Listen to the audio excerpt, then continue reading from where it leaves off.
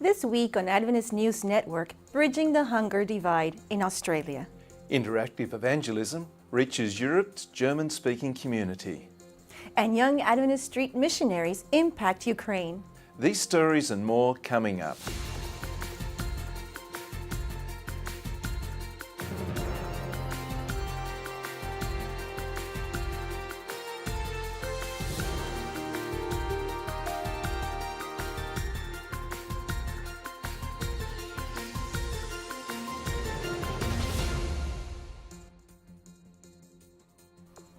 Welcome to Adventist News Network, a service of the Seventh-day Adventist World Church. Thank you for joining us. First in the news, the Prime Minister of the Bahamas is praising the Adventist Church's influence on society. Prime Minister Hubert Ingram called the church a beacon of faithful service and Christian stewardship to the Caribbean nation.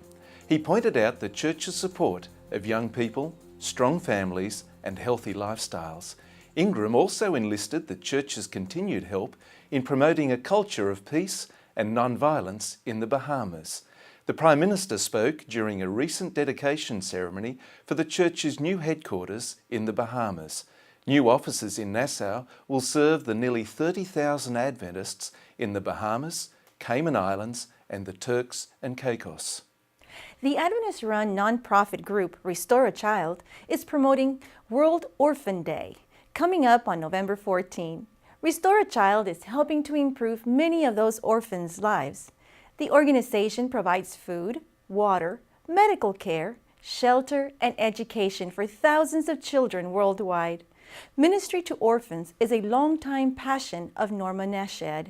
She founded Restore a Child after visiting the Middle East, where as a young girl she was orphaned and raised by missionaries. The Christian churches are celebrating World Orphans Day the weekend of 11-11-11, and we do not want the Adventist Church to lag behind. There are 145 million orphans in the world. Every 2 seconds, a child is orphaned. Restore a Child is a ministry that serves over 3,000 children in 13 countries, and God commands us to defend the orphans and to share our tithe with the orphans, according to Deuteronomy chapter 14 and chapter 26. We really need your help. If you would like to volunteer, visit our website www.restoreachild.org. Adventists in Australia are bridging the hunger divide literally. The church's Sanitarium Health and Wellbeing Company recently joined other food industry leaders to donate food for an edible replica of the iconic Sydney Harbour Bridge.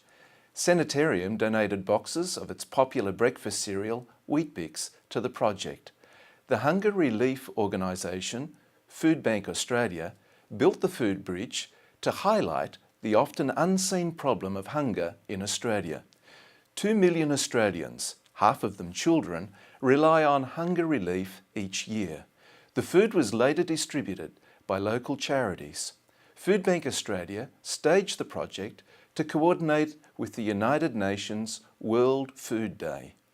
In South America, Adventists are offering their neighbors the gift of hope. Church members handed out thousands of copies of The Great Hope on a recent Sabbath morning. The Missionary Sharing Book is a modern language version of church co-founder Ellen White's book, The Great Controversy. One recipient told church leaders in Brazil that the book was the motivation she needed to seek a closer relationship with God. Church leaders in South America say the book traces how God has guided history and still provides answers for today's unsettled world. A new method of interactive evangelism is connecting with Europe's German-speaking community. The Faith Simple series is broadcast from the church's Stimme der Hoffnung Media Centre near Frankfurt. It runs until December 3 and is already reaching thousands of people. German speakers are gathering in over 500 registered sites at homes, churches and youth groups in Germany, Austria and Switzerland. While traditional evangelistic meetings are held in a church, this series is available online. It's designed to resonate with a postmodern, secular audience. Groups meet around small tables to watch a film clip instead of a sermon. Series leaders, Matthias Müller and Klaus Popper, introduce topics such as the Sabbath, prayer, and salvation from a personal rather than a doctrinal angle. Later, the groups reflect on the topic and listen to a panel discussion with Mueller and Popper. Church leaders chose the two presenters to connect with very different generations. Mueller, who also directs the Media Centre in Germany, says the discussion doesn't end with the meeting. Hundreds of viewers linger for chat room discussions. Others call the studio to speak with a counsellor afterward. The team also encourages viewers to connect and offer feedback through Facebook. Joining us here in the studio today is Hope Channel President Brad Thorpe. Brad, you were an evangelist for 11 years. Mm-hmm. What was the interest like in Europe when you were ministering there? Well, for the 11 years that we worked in Germany and in Europe, well, there was a very high interest, a very good interest. Now, it's expressed in a slightly different way than what is common in North America, but in Europe there is a very, very high spiritual interest. And how does the Adventist Church go about doing evangelism? And how does this series, how is it different in Germany? Well, typically, the way evangelism is done is, of course, is through personal witness, sharing books, pamphlets, magazines, Bible studies, youth camps. There's a lot of ways, and our members in Germany and Europe are very active in evangelism. Now, it's challenging because of the secularism of Europe, where people perhaps don't feel the need as perhaps they do in some other cultures. But where this particular series is different is that we created a feature-length movie. And the movie is set in New York City. And the movie describes, in the storyline, a whole group of life situations that then become the springboard for the discussions that Pastor Mueller and Pastor Popper then lead out in. So it starts from the experiential need of individuals and then launches into how does the Bible provide those methods. And thrillingly, this is getting a very, very excellent response. That's exciting, isn't it? It is. Faith Simple has been going really well. Do you see it as changing the future of evangelism? Well, I think it opens the door for that. And I think it depends on the particular need of the area. Some methods work better in some areas and some don't. So this is a model that I think can be very, very carefully studied and implemented in a lot of the more first world situations. Thank you, Brad. When we come back, a preview of the upcoming issue of Adventist Review.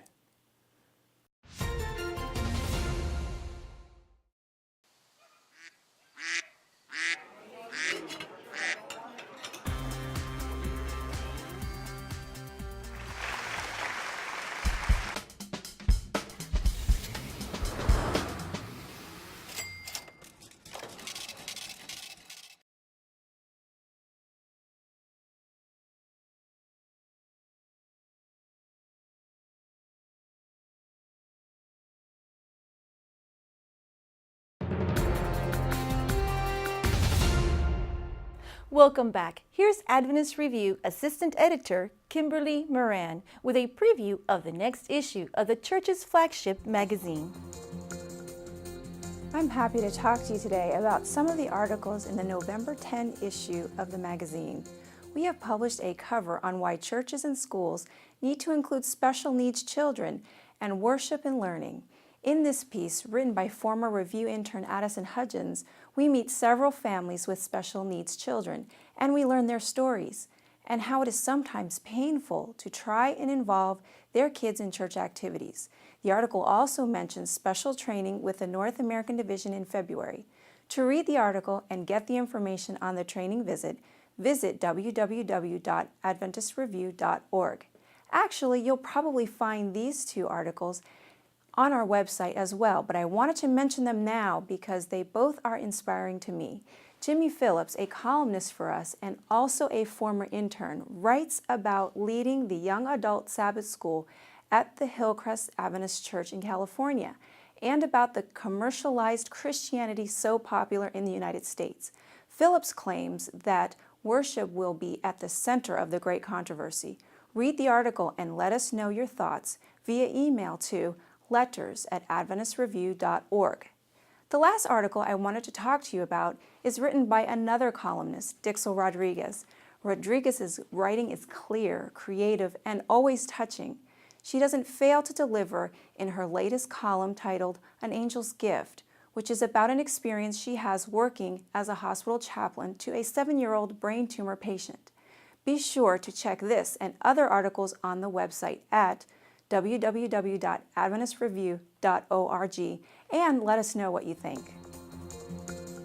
In 1921, the Adventist Church collected the very first annual sacrifice offering to support the church's fledgling mission work. We asked Gary Krause to explain how the annual sacrifice offering is used today. The annual sacrifice offering has a very rich history within the Seventh-day Adventist Church. Traditionally, it is collected at the end of the week of prayer. And so that's a time when we can recommit ourselves to God and also to His mission. When I was a kid, the emphasis was on the sacrifice. And so thousands of Adventist families would give, including my parents, would give a week's salary to this offering. Today, 100% of it goes to global mission. And global mission is all about starting new Seventh-day Adventist congregations in new people groups and in new geographical areas. This can range from entire countries through to maybe a church plant in a city where we don't have many church members. The frontline workers for global mission are pioneers. These are lay people, usually young people, and they just go to a new area and they have one task, and that is to start a new congregation. Around the world today, there are thousands of new Seventh-day Adventist congregations that have been started because of the work of global mission pioneers. So if you'd like to support this offering, mark your tithe envelope annual sacrifice offering, or if you're at home, just log in to adventistmission.org, select Give Now, and you can give your offering there. Thank you for your prayers. Thank you for your involvement. Thank you for your support of this offering. And now, let's hear from Megan Bronner. She has this week's Adventist social media highlights. Our hashtag of the week was Best Advice, and here are some of your Twitter pearls of wisdom. Patterson Joseph said the best advice he ever received from his father was to always remember who he belonged to every time he left the house: God. C.J. Anderson quoted former North Pacific Union Conference President J.R. Patzer. If there's no cause for doubt, he said, there's no room for faith. iStory writer says her parents advised her to be liberal with others and conservative with herself. Left-Sider recalled the words of former General Conference Vice President Phil Follett, who said, remember to always keep learning, especially from those who are working under you. And Eve Rusk said, don't let your worries get the best of you. Remember, Moses started out as a basket case. In other Twitter news, Adventist Healthcare announced that they have become the largest buyer of green energy among healthcare providers in the United States EPA Green Power Partnership. For more about their green efforts, visit AdventistHealthcare.com. This week, we want to hear about what's on your bookshelf. Tell us about the best thing you've read lately by replying to Adventist News with the hashtag ReadingNow. And also make sure to visit us on ANN's Facebook page for even more breaking news. The world's leading religious liberty advocates will meet in the Dominican Republic in 2012. John Gratz explains why. The International Religious Liberty Association organizes a World Congress every 5 years. Every year we have regional congresses and local congresses, but every 5 years we have a big one. And it will be the 7th World Congress. It will be important because, as you can read in the news, religious freedom is a challenge in many places in the world today. There are about 40-50 countries where you don't have religious freedom. We talk about a pastor who may be executed just because he became Christian, and it happens almost every week. Churches are burned and so on. It's important to be together. People who love religious freedom, people who want to keep religious freedom, has to do something. And a congress that like this one will give the opportunity to experts, religious leaders, officials to be together and to send a strong message to the world that we love religious freedom and we want to keep it for all and everywhere. Coming up, we learn how a popular Adventist magazine is reaching a global audience.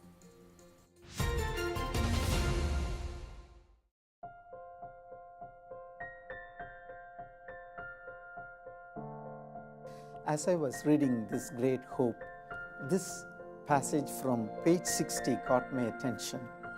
The noon of the papacy was the midnight of the world. Pope Gregory VII summoned the Emperor of Germany, Henry IV, for disobeying his orders.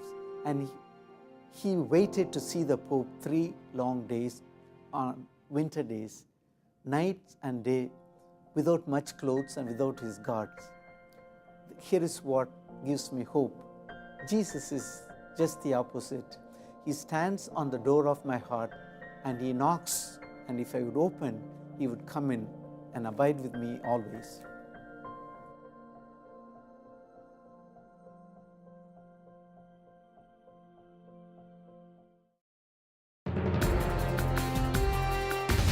Welcome back. For our Tech Corner this week, Claude Rishley tells us how Adventist World magazine reaches a diverse online audience. The Adventist World magazine was launched by the General Conference in 2005 with a clear mandate: to uplift Jesus Christ, uniting Seventh-day Adventists everywhere in beliefs, mission, life, and hope. Considering the scope and diversity of our membership around the world, it is quite an ambitious undertaking. English was, of course, the first language in which the magazine was printed, but we quickly added more: Korean and Indonesian, followed by French, Spanish, Portuguese, and German. Of course, the magazine is also available in those languages online.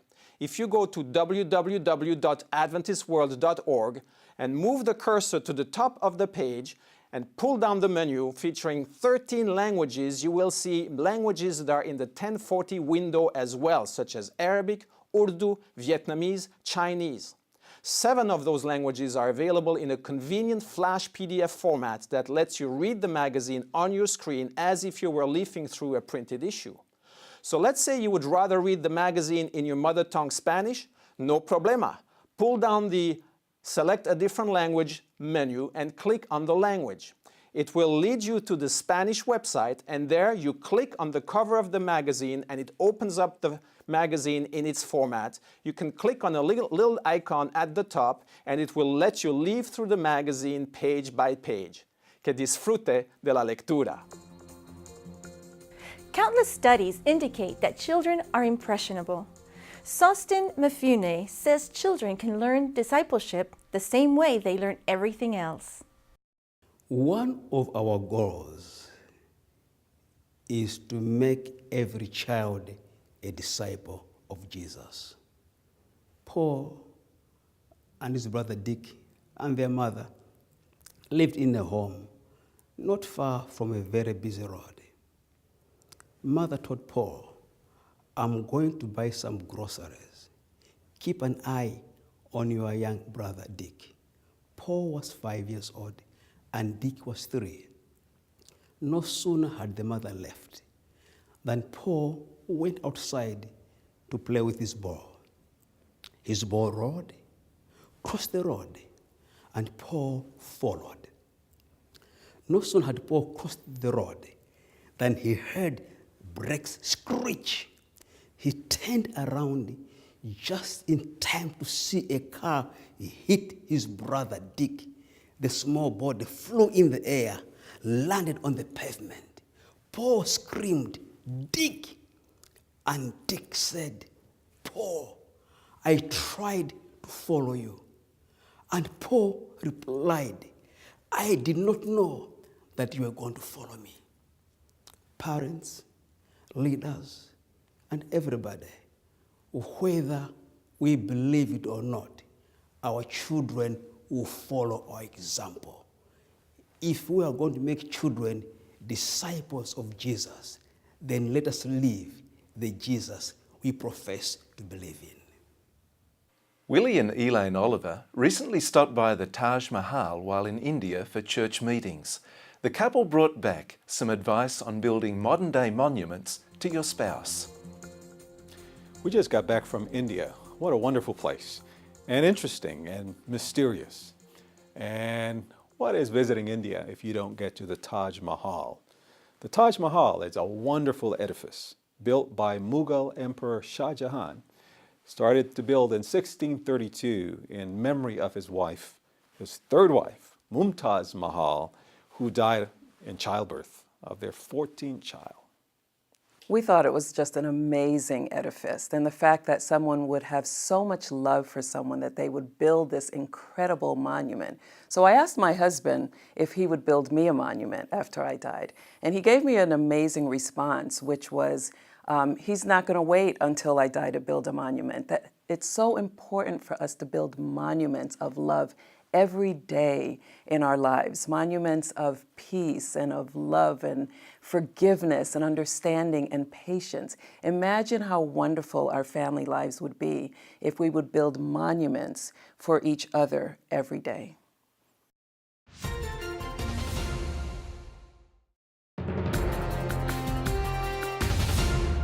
Now, let's hear the stories you sent us this week. Sergio Gonzalez has your iShare reports. Welcome to iShare, where you bring us the news. We have two stories to share with you this week. One comes to us from the city of Beregovo in the Ukraine, and the other from California in the United States. In the Ukraine, iShare reporter Gabor Norbert sends us a story about young adults from Hungary helping church members from Beregovo hold street missionary programs.